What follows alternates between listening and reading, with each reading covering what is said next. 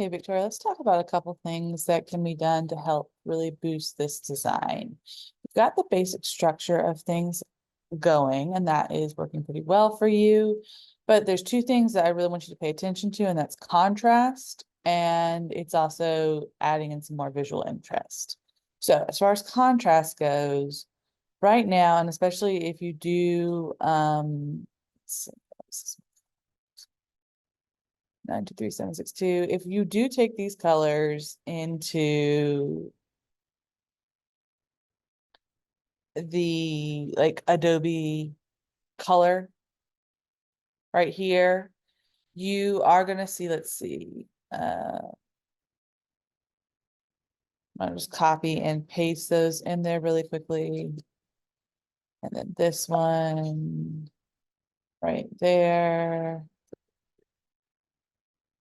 So you can see that it fails all of the schemes. And in fact, if you check all of the ones that you have, the blue, the red, like they're pretty low contrast. One thing that would help you is to add in another light color. Like for example, this light pink right here. Adding in that can help to make your text easier to read. For example, let me just so if we take right here, we make this instead this color, then, and you can of course double check on the contrast checker, that is going to be a lot easier to read. So more contrast between your colors. I would say that this needs to be a stronger contrast. This needs to be a stronger contrast as well. And this, yes, is not going to be able to be read very well. So making those white or light pink can be helpful. I see what you kind of did right there where you were making a bit of an outline around that. It is starting to work, but you could make that even stronger. You could also make that a drop shadow as well. So let's go to effects and let's make that stylized with a drop shadow on it. Or you could also do a glow. We're going to make that color white instead. And we'll change that to this, of course, lowering the offset. Oops. And the blur.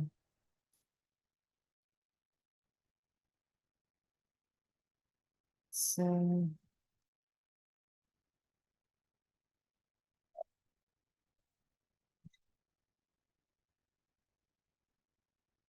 all right, a little bit like that. That can boost your readability to a degree. But really changing the color is going to help you out even more strongly. So making that instead on the interior pink, yeah, does significantly help to boost that. So make some color changes for that. Also, I would say color change for emphasis. So if this is blue right here, making it white or something that stands out, yes, then all of a sudden everyone knows where to look. And I would probably say the same thing for that as well. Making those, again, contrasting against everything else is going to make it easier for your audience to see. And if you wanted to, if you felt like, oh, well, I like these colors and I'd rather not get rid of those colors, then what you can do is you can do something like put a shape behind this text. Uh,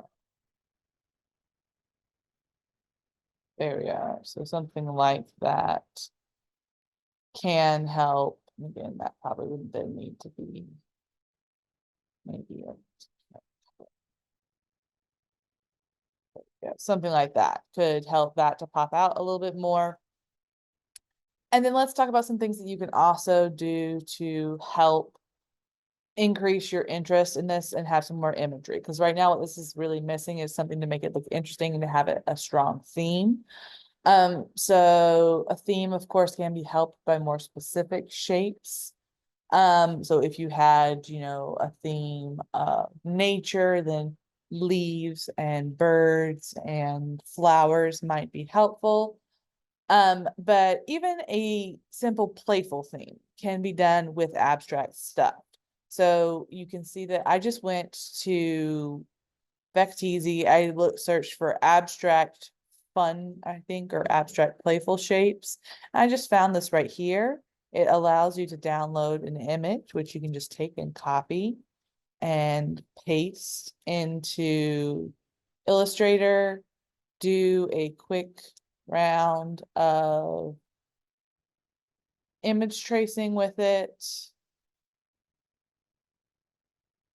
And I'm gonna say 6 color right there. And then it's pretty easy to recolor those shapes. And utilize those to help your design.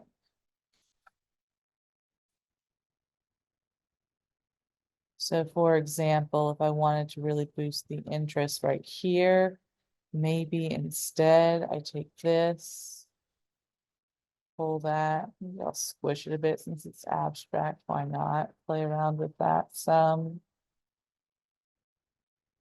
And then let's arrange that and send that to the back. I'm actually going to go ahead and lock that layer in I'll lock this to the back so I don't keep on having to click away from it. Let me see, where is that right there? Just going to lock that layer. There we go. And then this, of course, you might end up reducing the amount of text there, but for right now, we're just going to make it a little bit smaller. Whoops, wrong one.